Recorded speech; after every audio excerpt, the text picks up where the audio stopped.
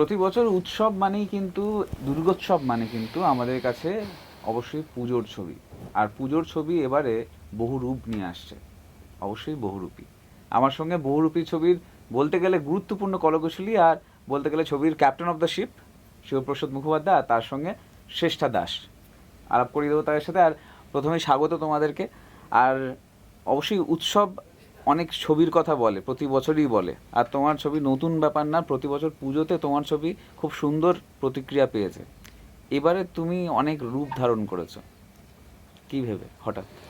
না, তার কারণ মানে আমাদের প্রথমে একটা কথা বলে দিই যে আমি মূল কর্ণধার নই, আর আমি ক্যাপ্টেন অফ দ্য শিপ নই। তার কারণ captain of the ship Nandita Roy, এবং এই সিনেমাতে তো মানে আমি সাধারণত আমি এবং নন্দিতা দিয়ে আমরা যুগ্মভাবে পরিচালনা করে থাকি, কিন্তু এই সিনেমায় যেহেতু আমি অভিনয় করেছি, সেহেতু আমি বলবো এই সিনেমাটা পুরোপুরি নন্দিতা রায়ের পরিচালনা, মানে উনি ক্যাপ্টেন অফ দ্য শিপ।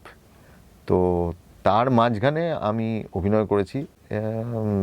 চরিত্রটা এমন ছিল যেখানে অনেকগুলো রূপ ছিল আর কি, অনেকগুলো লুক ছিল আর কি, যেগুলো রাখতে হয়েছে আর কি। এবং চ্যালেঞ্জ ছিল যে প্রত্যেকটা রূপে যাতে নতুন লাগে আর কি। একদিক দিয়ে সুবিধে ছিল আমি এমনিতেই অভিনয় ভীষণ কম করি, তো তার ফলে যেটা হয়েছে যে যখনই আমাকে মানে মানে আমার দাড়িটা কাটলে একরকম লাগে, তো সেই জিনিসগুলো একটু সুবিধেও ছিল। মানে যেটা অনেক দীর্ঘদিন ধরে যারা অভিনয় করে তাদের কাছে এই বদলটা ইটস ভেরি ডিফিকাল্ট, আমার ক্ষেত্রে এটা একটু সুবিধে ছিল আর কি। তোমার ক্যারেক্টারগুলো কোনোদিনও স্টিরিওটাইপ না, এটা আমি তোমাকে পাশে বসে যে প্যাম্পার করার প্রয়োজন পড়বে না, কারণ সেটা তোমার ছবি কথা বলে দেয়। সেখানে এই বহুরূপী যে ক্যারেক্টারটা তুমি করতে গেছো, সেখানে একটা মানুষের আমাদের একটা ভাবনা থাকে যে অল্প বয়সী অভিনেত্রীর সাথে কাজ করতে গিয়ে একটা কন্ট্রাস্ট চলে আসে যে ইনি তো একটু বয়সে বড়, ম্যাচ করবে কি? কৌশানীর সাথে কাজ করতে গিয়ে তোমার এরকম কিছু থট প্রসেস, তুমি নিজেই সেটার সাথে যুক্ত, কিন্তু তুমিও নিজে কি কোনো থট প্রসেসে ছিলে যে ম্যাচ করবে কিনা? না না, সেটা নয়। তার কারণ যে তুমি যখন অভিনেতা হয়ে যাও আর তুমি যখন প্রাক শর্ত হিসেবে মেনে নাও যে এ আমার বোন, কি এ আমার ভাই, কি আমার স্ত্রী, এ আমার প্রেমিকা, তখন সেখানে তো আর কোনো কিছু, তোমার চরিত্র যা ম্যাটার করে, চরিত্র যেটাকে তোমাকে বলে সেইভাবেই তোমাকে মানে যেতে হবে আর কি। তো মানে কেউ যদি তুমি ধরো কেউ যদি আজকে এমন একটা চরিত্র হয় যেখানে তাকে খুনির চরিত্র করতে হবে, তখন তাকে তো মন থেকে বিশ্বাস করতে হবে সে খুনি। একদম। যদি কেউ মানে কোনো এমন একটা চরিত্র থাকে, মানে তাহলে তো বোধহয় 42 বলে যে সিনেমা হয়েছিল যেখানে বিকাশ রায় যখন অভিনয় করেছিলেন, তিনি তাকে জুতো ছুঁড়েছিল দর্শক আর কি। তো ব্যাপারটা এরকম আর কি। তো আর প্রেমের ক্ষেত্রে তো ওই জায়গাটা, মানে স্ক্রিনে তোমার ইমেজটা হচ্ছে সবথেকে গুরুত্বপূর্ণ, সেটা আমার কাছে সবথেকে বড় চ্যালেঞ্জ ছিল। ওটা ছবি রিলিজের আগে মানুষের অনেক কথা থাকে। হ্যাঁ, কারেক্ট। সেইটার জন্যই বলা। তো আমার মনে হয় যে স্ক্রিনে এটার পূর্ণ ক্রেডিট আমি দেবো যে ভেবেছে যে আমাকে মানাতে পারে বা আমি এটা করতে পারবো, সেটা নন্দিতা রায়। দ্বিতীয়, আমার মনে হয় the whole team, in fact the cameraman, specially Papiya Chanda, আমার মেকআপ, আমার স্টাইলিস্ট যে ছিল, পাপিয়া আমাকে বিশ্বাস করতে সাহায্য করেছে যে আমাকে মানাতে পারে, বা আমি এই চরিত্রটায় অভিনয় করলে আমার বয়স সেইটা হতে পারে, আমি মানিয়ে যেতে পারি। এটা কমপ্লিটলি, মানে full credit goes to Papiya. Jayanti যে আমার কস্টিউম করেছে, ইন্দ্রনাথ মারিক যে আমাদের ক্যামেরা করেছে, স্পেশালি আমি বলবো শ্রেষ্ঠার ক্ষেত্রেও বলবো, কারণ শ্রেষ্ঠা একটা অসামান্য গান গেয়েছে এই সিনেমায়। সাধারণত একটা সিনেমায় না, মানে কি হয় যে আমাদের সিনেমায় মিউজিক একটা এসেনশিয়াল পার্ট, মানে আমি গান ছাড়া, ভারতীয় সিনেমায় রয়েছে, কিন্তু বাংলা সিনেমায় তুমি দেখবে বহু পরিচালক গান ব্যবহার করতে একটু কুণ্ঠাবোধ করেন, সেটা ক্ষেত্রে আর কি। মানে যেরকম ঋতুদার ছবিতে গান সেভাবে থাকতো না, মৃণালবাবুর ছবিতে গান সেভাবে থাকতো না, গৌতম দার ছবিতে গান থাকে না। হ্যাঁ, তো যার ফলে কিন্তু আমাদের সিনেমায় আমরা গান ছাড়া সিনেমা ভাবতেই পারবো না, মানে আমার কাছে আমাদের সিনেমার একটা কিন্তু তোমার ছবিতে একটা জিনিস খুব পার্টিকুলার দেখেছি, গানটাকে অনেকে আবার জোর করে ইনজেক্ট করে, সেখানে গল্প গানের সাথে মেলে না, ওই আর কি, মানে এমন, মানে গল্প আমরা গানটা শুনতে শুনতে মনে হয় গল্পটা এরম ভাবে যাচ্ছে আর কি, মানে এটা আমার পক্ষে সুবিধা হয়। সেক্ষেত্রে শ্রেষ্ঠা আমাদের সিনেমায় তিনটি গান গেয়েছে, এবং নর্মালি সেটা হয় না আর কি, মানে একটা হয়তো দুটো গান গাইলো একজন, তারপরে অন্য একজন থাকে আর কি, সেটা তোমার ছবিতে অসামান্য গান লাগে। কিন্তু কমই থেকেছে, যদি আমি নোট করে ঠিকই বলি। না না না না, ফুল অ্যালবাম থাকে। মানে আমি তোমায় বলছি যে আমাদের গোত্রতে আমাদের প্রায় 7টা গান ছিল, বেলা শুরুতে আমাদের 7টা গান ছিল, এখানেও আমাদের হিসেব মধ্যে সিনেমার ভেতরে 6টা গান আছে। তো হয়তো রিলিজ হবে 3টে, আস্তে আস্তে বাকিটা সিনেমা দেখবার এই পর কথাটা যখন আসবে। বললে একটা জিনিস মনে পড়লো, পুজোর সময় এই ক্যাসেট আমরা খুব শুনতাম, সেখান থেকে এখন সেই সিডির সময় পার হয়ে গেছে, এখন ইউটিউব বা সোশ্যাল মিডিয়া যা আমরা শুনছি। সেখানে তুমি নিজে কিভাবে দেখো যে ছবির গান এখন কি সেইভাবে প্রমোটেড হয়, যেটা ক্যাসেট কেনার একটা চল ছিল, এখন তো খুব সস্তায় মানুষ গানকে শুনতে পাচ্ছে বা ছবি দেখতে পাচ্ছে, কিন্তু সেটা কি মানুষ সেইভাবে অ্যাকসেপ্ট করছে হুট করে? দেখো, বিবর্তনের সঙ্গে সঙ্গে সবগুলো চেঞ্জ হয়। একটা টাইমে তোমার ডিস্ক ছিল আমাদের বাড়িতে, আমি যখন ছোটোবেলায় বড় হয়েছি তখন 33, 78 এরকম ডিস্ক ছিল আর কি, সেই রেকর্ড শুনতাম বসে বসে। পরবর্তীকালে রেকর্ড থেকে আস্তে আস্তে ক্যাসেট হলো, ক্যাসেট থেকে আস্তে আস্তে ডিস্ক, আমাদের ভিউসিডি, সিডি, সেই ধরনের ডিস্ক এলো, ডিভিডি এলো, তারপর সেটা অফ হয়ে গেলে পুরো ডিজিটালের জায়গায় চলে এলো। তো এইভাবে তো বিবর্তনের জায়গার থেকে তো সব চেঞ্জ হয়। আজকের দিনে যেরকম, কিন্তু গান তো গান, তোমার যদি ভালো লাগে সেটা, যখন একটা সময় যখন গান হিট করতো তখন পুজোর সময় অ্যালবাম বেরোনোর আগেই প্ল্যাটিনাম ডিস্ক পেয়ে যাচ্ছে কেউ, 75 কপি, মানে 75,000 কপি বেরিয়ে চলে গেল। এবং আমার ধারণা যে পুজোর সিনেমা বা সিনেমার ক্ষেত্রে গান একটা অপরিহার্য বিষয়, when it's a mass commercial cinema, বা তুমি মানুষের কাছে পৌঁছবার, কেন সিনেমার গানটা হিট হলে কি হয় যে তোমার একটা হচ্ছে কোন মানুষ এরকম, আমি এরকম জানি আর কি, যে বহু লোক আছে যারা ওই পার্টিকুলার গানের সময় সিনেমাতে ঢুকেছে। আমি জানি যে টাপাটিনি হচ্ছে, এরকম অনেক লোক আছে যারা টাপাটিনি খালি শোনবার জন্য গেছে, এরকমও আছে। মানে আমার তো ধারণা যে কি, মানে একটা টাইমে কি হয়, আমি ছবিটা দেখলাম, দেখবার পরে হ্যাঁ, রঙ্গবতী 255 মিলিয়ন, আজকের দিনেও দাঁড়িয়ে বাংলা সিনেমার ইতিহাসে এটা আমি গর্বের সঙ্গে বলতে পারি যে রঙ্গবতীর রেকর্ড এখনো পর্যন্ত কেউ ভাঙতে পারেনি। কোনো বাংলা সিনেমার গানে 255 মিলিয়ন, সেটা এখনো পর্যন্ত it's an all time record. নিশ্চয়ই কোনো না কোনো গান আসবে যেটা ভেঙে দেবে, তো সেই রেকর্ডটা এখনো পর্যন্ত তাই রয়েছে। সেটাও আমাদের কাছে খুব গর্বের। তো কি হয়, যখন তোমার একটা গান হিট করে তখন সেটা কি হয় যে অনেকগুলো জিনিস তৈরি হয়, আমাদের ইন্ডাস্ট্রির জন্য খুব দরকার। ধরো শ্রেষ্ঠার গান হিট হলে, আমরা একজন নতুন সিঙ্গারকে পেলাম, শ্রেষ্ঠা একজন নতুন সিঙ্গার এলো, শ্রেষ্ঠার সঙ্গে কি হলো, শ্রেষ্ঠা যখন পরবর্তীকালে শো করবে, শ্রেষ্ঠার নিজের একটা ব্যান্ড তৈরি হবে, তার মানে ওর সঙ্গে আরও 5টা লোক কাজ পেলো। শ্রেষ্ঠা যখন শো করবে তার মানে সেখানে শ্রেষ্ঠার নামে শো বিক্রি হবে, তার মানে কি হলো, ওই শোটা মানে একটা স্টেজ, যেখানে স্টেজ তৈরি করছে যারা, তাদের একটা রোজগার হলো, যারা লাইট করবে তারা একটা রোজগার হলো, প্রতিটি ক্ষেত্রে শিল্পী সেখানে ইন্ডাস্ট্রি গ্রোথ হয়। আজকে একটা ইমন চক্রবর্তী হিট করা মানে কিন্তু ইমনের সঙ্গে সঙ্গে ধরো ইমনের পুরো টিমটা তো রোজগার করছে, মানে হিসেব মধ্যে তুমি দেখবে যে প্রায় 30 থেকে 40টা পরিবার চলছে একটা ইমন চক্রবর্তীকে ঘিরে। একটা শিল্পীকে ঘিরে কিন্তু একটা ইন্ডাস্ট্রি হয়। মানে আমি চাইবো যে কোনো নিশ্চয়ই খুব শিগগিরই শ্রেষ্ঠাকে কেন্দ্র করে সেই জিনিস তৈরি হবে। ইচ্ছে করার ইচ্ছে হয়েছিল, তখন কি ভেবেছিলে যে তোমার কাছে ছবি করতে এসে লোকে এটা ভাববে যে শিবুদার ছবিতে কাজ করলে আমি হয়তো জীবনে একটা ক্যারিয়ার তৈরি করতে পারবো? মানে তুমি তো তখন নিজের ক্যারিয়ার নিয়ে ভাবছিলে, কিন্তু এখন অন্যের ক্যারিয়ার গড়ছো, সেটা বলছি না। সেটা তো কখনো ভাবিনি, কিন্তু লক্ষ্য ছিল যে নিজেদের, আগে প্রথম লক্ষ্যটা হয় যে তুমি নিজে পাটা ফেলতে পারো যাতে। তো যখন তুমি প্রথম পাটা ফেলে একটা জায়গায় এগোলে, মানে সাঁতার কাটতে গেলে, গঙ্গায় যখন সাঁতার শিখতাম তখন প্রথম যে আমায় সাঁতার শিখিয়েছে, তখন সে কী হতো, সে আমার টানতে টানতে আমার শেখাতো। তারপর আমি যখন সাঁতার শিখতে শুরু করলাম, গঙ্গায় শিখলাম, তারপর শেখবার পরে ধরা যখন আমি লঞ্চে যখন আমরা টায়ার ধরতে যেতাম, তখন আমার সঙ্গে কাউকে টেনে নিয়ে যেতাম, এবার সেখানে গিয়ে তাকে ঠেলে দিতাম আগে, গিয়ে সে যখন টায়ারটা ধরে ফেলতো তারপরে আমি আবার তার সঙ্গে যেতাম। তো এটাই নিয়ম, মানে তোমায় মানে এগিয়ে যাওয়ার নিয়মটা ঠিক এরকমই। শ্রেষ্ঠার কাছে যাবো। শ্রেষ্ঠা অনেকক্ষণ ধরে সব কথা শুনে যাচ্ছে, অবশ্যই গান নিয়ে আমরা অনেক কথা বলছিলাম, তোমার গানটা আগে খুব ইম্পর্টেন্ট আমার কাছে। তো তোমার এই ছবিতে গান করতে গিয়ে তোমার নিজের কতটা, সবাই ভাবে যে আমি কারোর কাছে গান গাইতে গেলে বা কোনো ছবি বা কোনো কিছুতে, তখন একটা চিন্তা থাকে যে আমাকে হয়তো সব স্পেস আমার দেওয়া হবে না। তুমি কতটা স্পেস পেয়েছো এখানে, যেখানে তুমি নিজে কতটা এক্সপ্লোর করার সুযোগটা পেয়েছো যখন তুমি গান করতে গেছো বা নিজের ওপিনিয়ন দিতে পেরেছো? ফার্স্ট অফ অল এই জোনটা যেটা আমাকে দেওয়া হয়েছে, এটা একদমই আমার যেই জোনে আমি থাকি জেনারেলি বা গান করি সেটা থেকে অনেকটাই আলাদা।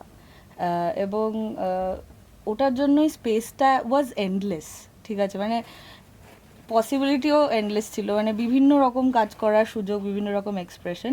বাট হ্যাঁ, বনিদা প্রচণ্ড ভালোভাবে গাইড করেছে আমাকে, এবং উনি আমাকে বলে দিয়েছিলেন যে এইটা হচ্ছে প্লট, বা এইটা হচ্ছে তোর ইমোশনস, এবং এই এই টাইপের জিনিসপত্র তুই করতে পারবি। তার মধ্যে I got a lot of independence to do what I wanted to do. যদিও গান এখনো আমরা শুনতে পাই না। আচ্ছা, একটা জিনিস বলছি, আমি কিন্তু শ্রেষ্ঠাকে প্রথমবার মিট করলাম আজকে। ও, মানে এটা খুব ইন্টারেস্টিং ব্যাপার। মানে আমি প্রথমে এসে ছবির ভাবছি যে ইনি সঙ্গীতের বোধহয় team আর অভিনয়ের টিম আজকে আমার এই না অভিনয় না, প্রযোজক পরিচালক অভিনেতা হ্যাঁ, সবাই তিনি প্রথমবার সব মিলিয়ে শিবুদা আজকে মিট করছে, তারই প্রথমবার আমি ভাবছি যে ইনি কে বোঝায়, ইনি বোধহয় অ্যাঙ্কার।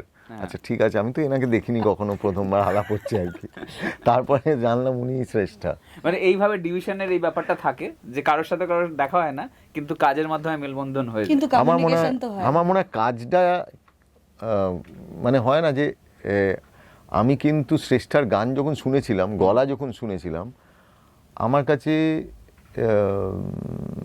মানে আমার কাছে মনে হয়েছিল যে আমি ওর সামনে বলছি আর কি, যে আমার মনে ছিল যে মানে দিস ইজ লাইক আ, মানে হয় না, মানে একটা এটা কোথায় লুকিয়ে ছিল এই গলাটা, এ কোত্থেকে এলো, মানে আমার কাছে অবিশ্বাস্য লেগেছিল। না শিবুদার নতুন না, শিবুদা তুমি বহুবার অনেক শিল্পীদের খুঁজে এনেছো। না একদমই তাই, এটা কিন্তু একই জিনিস হয়েছিল, ব্যাপারটা হয়ে না মানে একই জিনিস হয়েছিল যে আমি ইমন চক্রবর্তীকে কোনোদিন মিট করিনি, আমাকে অনুপম ফোন করে বলেছিল যে তোমার কাছে দুটো গলা পাঠালাম, তার মধ্যে যেটা তোমার পছন্দ হয় সেটা বলবে, আমার দুজনেই ঠিকঠাক লেগেছে, যেটা পছন্দ হয় সেটা বলবে, তাকে নিয়ে এগিয়ে যাবো। তো রেস্ট ইজ হিস্ট্রি। তুমি যাকে ভালোবাসো, দুটো গলা এসেছিল, দ্বিতীয় গলাটা কার ছিল তাও জানি না, কিন্তু একটা গলা পছন্দ হয়েছিল, তাকে বললাম যে আচ্ছা ইনি গাইলে ঠিক আছে, নন্দিয়াদি এবং আমার দুজনেই পছন্দ হয়েছিল। কিন্তু শ্রেষ্ঠার ক্ষেত্রে একদম শ্রেষ্ঠারই গলা এসেছিল। শ্রেষ্ঠার গলা তাহলে আমরা একটু শুনতে চাইবো একদম প্লিজ, আমি লাইভ শুনবো প্রথমবার, তুমি বুঝতে পারছো? পাশে বসে 3টে গান গেয়েছি, 3টে গানের মধ্যে যে কোনো একটা গান শোনাচ্ছি। এটা শিমুল পলাশ, শিমুল পলাশ। আমি প্রথমবার শুনবো তোমার গলা। হ্যাঁ, আমি একটু মাঝখান থেকে গাইছি, যেখানটাতে আমার মানে ক্লিয়ার পার্টস আছে, তো ওখান থেকে স্টার্ট করছি। আমের মুকুল জামের মুকুল উকি দেবে শেষে গো, উকি দেবে শেষে, কি আনন্দ লাগছে দেখো, বসন্তের ওই দেশে গো, বসন্তের ওই দেশে, কোকিল পাখি সুরে সুরে, কোকিল পাখি সুরে সুরে, গাইবে মধুর গান গো, গাইবে মধুর গান গো, শিমুল পলাশ সাজবে আজি নাকে নোলক দিয়া গো, নাকে নোলক দিয়া, শিমুল পলাশ, শিমুল পলাশ, শিমুল পলাশ সাজবে আজি নাকে নোলক দিয়া গো, নাকে নোলক দিয়া, শিমুল পলাশ সাজবে আজি নাকে নোলক দিয়া গো, নাকে নোলক দিয়া। বাহ, খুব সুন্দর। আর অবশ্যই আমরা গানটা শুনে যেটা বুঝলাম যে একটা মাটির গন্ধ পাবে মানুষ, আর খুব পরিষ্কারভাবে বলি, পুজোয় কিন্তু মানুষ একটু মাটির গন্ধই চায়, মানে বঙ্গের গন্ধ চায়। একদম। তো সেই দিকগুলো কি আমরা এই ছবির মধ্যেও পাচ্ছি, মানে সেখানে সেই গ্রামাঞ্চল বা সেই এসেন্সটা আমরা পাচ্ছি ছবির মধ্যে? হ্যাঁ, এই সিনেমাতে আমরা 84টা লোকেশনে শুট করেছি আমরা। এটা কি তোমার আজ পর্যন্ত রেকর্ড বোধহয় নাকি? হ্যাঁ, রেকর্ড। মানে জীবনে বোধহয় 84 খানার লোকেশন প্রয়োজন পড়েনি, মানে ঐতিহাসিক এই দিক দিয়ে। আমরা শুট করেছি পূর্ব বর্ধমান, আমরা বীরভূমে শুট করেছি, আমরা লাভপুরে শুট করেছি, আমরা আমোদপুর শুট করেছি, আমরা বহরমপুর শুট করেছি, আজিমগঞ্জ, বেথুয়াডহরি, আমরা বানতলা শুট করেছি, আমরা টাকি, হাসনাবাদ, মানে 84 বলা মুশকিল, কিন্তু যেভাবে লিস্ট আছে সেখানে সব থেকে ফেভারিট জায়গাগুলো তুমি বলছো, এগুলো বেস্ট লেগেছে। মানে যা কি হচ্ছে তোমার একই সঙ্গে একটা গল্পের ভেতরে তুমি সবুজ একটা জায়গা আছে, একই সঙ্গে তুমি লাল মাটি পাবে, অরণ্য, পুরোটাই একই অরণ্য। সঙ্গে তুমি দুধারে মানে ওইদিকে বাংলাদেশ, এইদিকে তুমি নদী বয়ে যাচ্ছে, ইছামতি নদীও পাবে তুমি, আর তার সঙ্গে তুমি মানে হাসনাবাদের জায়গাও তুমি পাবে, সবই রয়েছে সিনেমার ভেতরে। বহুরূপী এই যে নাম, আর আমরাও কিন্তু মা দুর্গার কাছে অনেক রূপ দেখতে পাই, মানে 10 অবতার আমরা খুঁজি। তো সেখানে কি এই পুজোর মধ্যে এই ছবি রিলিজ করার ভাবনাটা অনেকটা কি এই 10 অবতারকে ভেবেছিলে বা বহু রূপকে ভেবেছিলে মায়ের, যেখানে এইখানেও বহু রূপ রয়েছে? ঠিক ওইভাবে নয়। একটা জিনিস হচ্ছে যে পুজোতে মানুষ জমজমাটি সিনেমা চায়, যে সিনেমার ভেতরে সব ধরনের আবেগ থাকবে, সব ধরনের ইমোশন থাকবে, লার্জার দ্যান লাইফ একটা বড় ভাবনা থাকবে, গান, নাচ, আনন্দ, অ্যাকশন, থ্রিল, ইমোশন, প্রেম, সাংঘাতিক বড় একটা ক্লাইম্যাক্স, ধুমধুমার ক্লাইম্যাক্স হবে, এরকম ধরনের জিনিস চাই। সেটা আমরা আগের বছর রক্তবীজ দিয়ে বুঝতে পেরেছি। তো বহুরূপী এই সব বিভাগগুলো ম্যাচ করছে, সব ক্যাটেগরিগুলো ম্যাচ করছে। তো সেইটাই এটার মুখ্য উদ্দেশ্য। আর বহুরূপী এমনিতে বহুরূপী যে সম্প্রদায় আমাদের ভারত, মানে আমাদের কলকাতায়, এই আমাদের বহুরূপী যে সম্প্রদায় আমাদের পশ্চিমবঙ্গে রয়েছে, সেটা প্রায় বিলুপ্তির পথে। সেখানে 108 জন বহুরূপী এখনও অবধি রয়েছে। বহুরূপীরা লোকশিল্পী, তারা বিভিন্ন মানুষের ঘরে ঘরে গিয়ে তারা গান গেয়ে বেড়ায়, পুরাণের কথা, পঞ্চতন্ত্রের কথা, লোকগীতি, লোককথা, এগুলো সব গেয়ে বেড়ায়। আজকে কিন্তু তারা যে সম্মান পেতেন, সেই সম্মানটা তারা আর পান না। আজকে বহু জায়গায় তাদেরকে প্রায় ভিক্ষাবৃত্তি করেই দিন কাটাতে হয়। অথচ যদি আমরা বলি যে প্রথম এই যে আমরা র্যাপ গান যেটাকে বলি, সেটা কিন্তু বহুরূপীরাই, মানে আমাদের অকৃত্রিম, আদি অকৃত্রিম অরিজিন তো ওরাই। এবং ওদের যে ভাষা, ওদের যে সহজিয়া, যে গানের প্রতি যে একটা সাবলীল যে অ্যাপ্রোচ যেটা রয়েছে, সেই জিনিসটা কিন্তু ভীষণভাবে বাঙালি মাটির। তো আমাদের এই সিনেমাতে ননীচোরা দাস বাউল, ও নিজে গান গেয়েছে। এই গানের ক্ষেত্রে, এই গানের সুরের ক্ষেত্রেই ননীর সুর এবং ননীর কথা, মানে মাটির সাথে মেলানো। একদমই তাই, একদমই তাই। এবং আমি বলবো যে এবং এই ননীর সঙ্গে যে একটা মেলবন্ধন তৈরি হয়ে গেছে আমাদের বনি চক্রবর্তী, যে আমাদের মিউজিক ডিরেক্টর, সেটাও আর একটা মানে একটা ডেডলি, সে একটা কম্বিনেশন তৈরি হয়েছে, অ্যাবসলিউটলি। তো আমার ধারণা যে মানুষের ভালো লাগবে, এবং এতটাই মাটির কাছাকাছি এই গান আর কি। দুর্গাপুজোটা তোমার কাছে কতটা পরিবর্তন এনেছে, মানে বয়সের সাথে, বা ছেলেবেলার দুর্গাপুজোটা একটু আলাদা হয়, আমরা বয়সের অনেক পরিবর্তন সেটাও একসেপ্ট করি আমরা। তোমার কাছে শিবপ্রসাদ মুখোপাধ্যায়ের দুর্গাপুজোটা কেমন এখন? সবগুলোই আলাদা। তখন একরকম ছিল, ছোটবেলায় যখন ছিল তখন দাদার সাথে, বাড়ির লোকেদের সাথে দুর্গাপুজোয় যেতাম, বেরোতাম বন্ধুদের সাথে। তার পরবর্তীকালে পরিবার থেকে আরেকটু বেরিয়ে গিয়ে আমার নিজেদের বন্ধুদের একটা জায়গা হলো, দল বেঁধে আমরা ঠাকুর দেখতে বেরোতাম। সেটাতে দাদার বন্ধুরা ছিল বাড়িতে, তখন তো প্রথম ছাড়তো না, দাদার সাথে ছাড়তো। তারপরে একটু একটু নিজের একটা গ্রুপ হলো, আমরা নিজেরা যেতে শুরু করতাম। আর তখন কী হতো, উত্তর কলকাতার ছেলে, প্রথম আমাদের দৌড় ছিল আমরা কলেজ স্কোয়ার অবধি, তারপরের দিকে দৌড়টা শুরু হলো কলেজ স্কোয়ার পেরিয়ে ম্যারক স্কোয়ার। তো ম্যারক স্কোয়ারটাই মনে হতো যে ওইটাই হচ্ছে স্বর্গ, ওইখানেই আসবো, ওখানেই থাকবো। তো ওখানেই আড্ডা মারা হতো। তো এই করতে করতে তারপরে ওটা কেটে গেল। তারপরে কর্মক্ষেত্রে যখন এলাম, তখন নিজেদের সেটা আর একটা বন্ধুত্বের জায়গা হলো। তখন ভাগ হলো যে পুজোয় রোজ বেড়ানো নয়, দুদিন বেড়ানো, আর দুদিন নিজেদের স্পেস তৈরি হবে। নিজেদের স্পেস কথাটা এলো, নিজেরা নিজেদের মতো করব।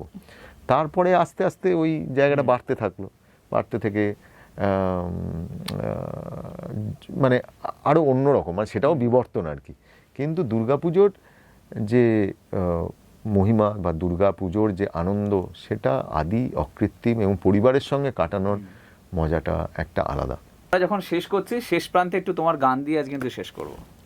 বুকের মাঝে আগুন আমার ফাগুন 12 মাসি, চমকে দিয়ে খেলে বেড়ায় ডাকাতিয়া বাসি, সেজন আমার দোষী দামার ডাকাতিয়া ছেলে, কোন জ্বালাতে মরছি আমি সেই ডাকাতি বোঝে, এই বুকের কথা সবাই জানে মুখের কথা কজন, চুপকে থাকা আদর সোহাগ মাগবে শুধু সেজন, সেজন আমার দোষী দামার ডাকাতিয়া চাল, লাগাম আমার ধরবে ঠিকই আজ না হলে কাল। এই পিরিতি কাঠালে রাঠা লাগলে পরে ছাড়ে না, জেনে শুনে করগা পিরিত রে, এ পিরিতি কাঠালে রাঠা লাগলে পরে ছাড়ে না, জেনে শুনে করগা পিরিত রে। একদমই জেনে শুনে পীড়িত করতে হবে, সেটা যেমন গানের মাধ্যমে আমরা বুঝলাম, অবশ্যই আপনাদের সিনেমা দেখতে হবে, সেটাও আমরা বলবো। অবশ্যই বহুরূপী, পুজোর দিনে পুজোর সময়টা সুন্দরভাবে কাটান, আর অবশ্যই উৎসবের সাথে সিনেমার সাথে থাকুন। আপাতত এখানে আমরা এটি টানি। নমস্কার। নমস্কার। নমস্কার।